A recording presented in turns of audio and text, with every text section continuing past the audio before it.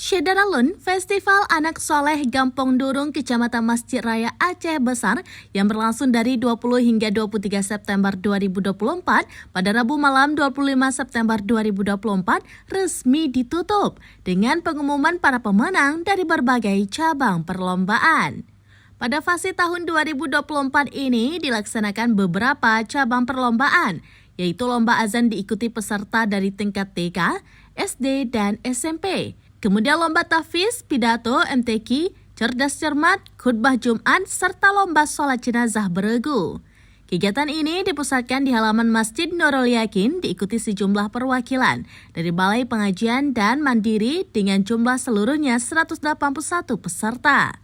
Kecik Kampung Durung Alwi SAG saat menutup kegiatan fase 2024 antara lain mengungkapkan apresiasinya atas keikutsertaan para peserta yang merupakan perwakilan dari berbagai balai pengajian di kampung setempat.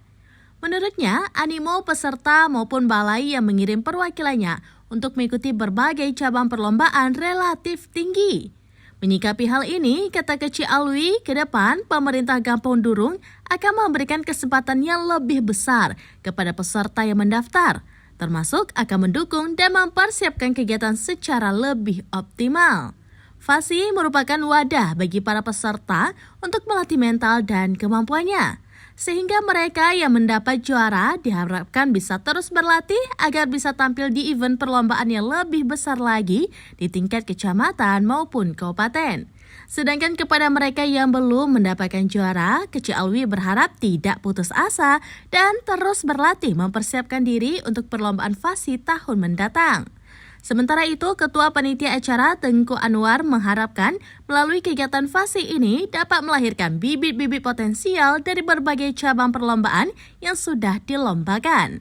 Sehingga ke depan mereka diharapkan dapat lebih berani tampil pada event perlombaan yang lebih besar, baik di tingkat kecamatan, kabupaten, provinsi, bahkan tingkat nasional. Festival Anak Soleh Gampong Durung. Oke, terima kasih.